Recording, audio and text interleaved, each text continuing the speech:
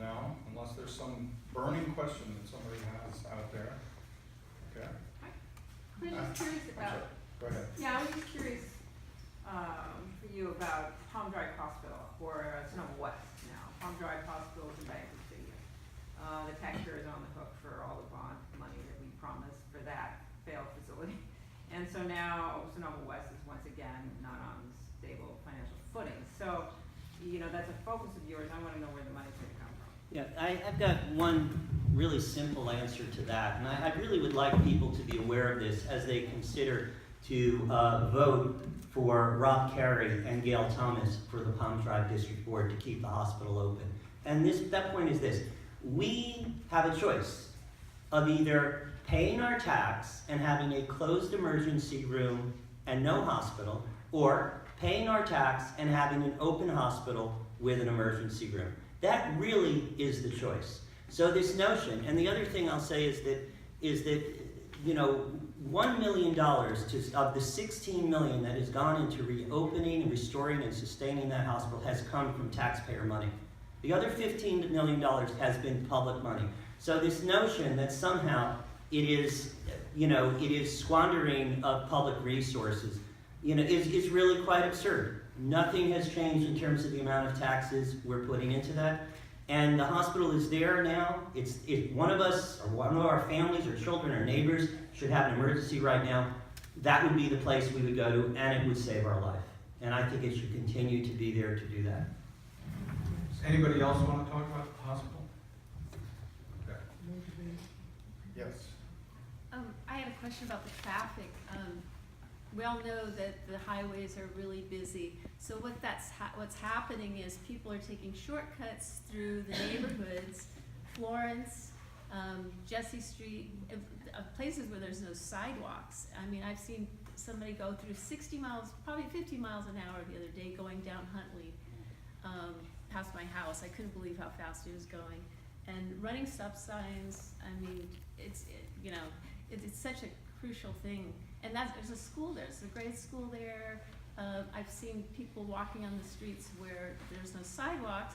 I came around the corner, I make the stop, I know it's a blind corner. I came around slowly. She was stopped in with her baby carriage, adjusting something for her baby. If somebody had run that stop sign, that would have been a really bad situation. So, I don't know what to do about it. But it's impacting the downtown neighborhoods. I'm sure there's other neighbors who are. It was one of the hottest topics on the general plan update that I was on. And we spent a lot of time on it. It's hard to address, but I'll let everybody get a shot at it. Craig, looks like you want to hit it first. I noticed the microphones in synchronistic fashion got pulled back. Go first. I support our police department really cracking down on unsafe drivers. And I think it's critical that we support our police department doing that. There's an image, when I was in high school in Amalie, everyone talked about officer sides. And you knew, you did not mess with officer sides, he would get you. And a lot of it was talk, but that image, that's okay. That's good for a small town. And I've offered, before when I was on the council, I offered I'll just walk back and forth on the crosswalk all day long. You can pull them over, just go ahead. I think that as we have resources in the police department, that we throw those towards additional resources, we throw those towards more traffic enforcement. Nobody likes to get a parking ticket, I get that, but speeding, drunk driving, it's intolerable for our community.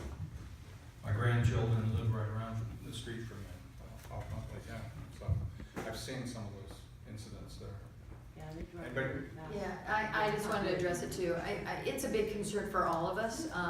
That's why, I was very impressed in the council meeting last night about the intersections that they had they have been doing a study on. I live on Hayden, and you have no idea, not only is Pinecrest or the school there, but people just fly over there, and it's a cut through as well. So, and I've lived there for 22 years. So anything that we can do to figure out how to slow things down, also in the neighborhoods, I agree, because people are just coming out and not always paying attention. You're cutting through.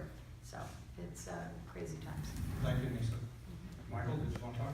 Yeah, well, I think that a bypass would alleviate a lot of that problem. I think that there would be less traffic overall. The thing that would be different, I think this, I've heard it before, that it's been proposed by several people, including Craig, who was on it, how many years, 21 years ago, something like that. I think that what's different this time is it's Caltrans is recommending it, so the state is recommending it. And another thing that's different is that if I'm elected, I'm gonna be on it. And I'm relentless, and I will be on it. You know, I do not give up. I don't know how many of you know that I fought US Bank for 8 years, but anyways. Thank you, Michael. And I want to speak to it for 1 second. Can I just grab it? Oh, go ahead, John. Yeah. I live on Pleasant Hill across from the school, a lot of schools in the park, next to a stop sign. And what I notice is that there really are just a few really bad eggs, that 98% of people are very, very observant, go slow. So I agree with Craig. I mean, this is where police resources and, you know, possibly undercover stings would really be great to ferret out those people and let people know that this is not a town that you mess. I would much rather see police resources go there than, you know, stopping and frisking teenagers for marijuana, for example. I think that it's something that that would really be great to remove those bad eggs and let them know, because I see them, I get very angry, just like you. I mean, I'm like, what if someone was in this crosswalk? How could you go through at that speed? And you know, often, you know, there are different types of people who do it, but they do feel like they're impervious to the law, like they're lawbreakers and they're flaunting it. And you often, and they sometimes soup up their cars so you know who they are. I'd love to see them busted. Thank you, Jonathan. So I'm just going to talk about, my son lives on the corner of Nita and Britain. They complained to the city and they got a stop sign put in there. And then we actually bought one of those plastic little kid things with the flag. And so when the kids are out there, we put that out. Anything you can do to make people more aware. I think we're about ready to close it up. Thank you, everybody. I want to thank Teresa, first of all, for doing all this and making me do this. And I want to thank the candidates for spending all this time running for a thankless job.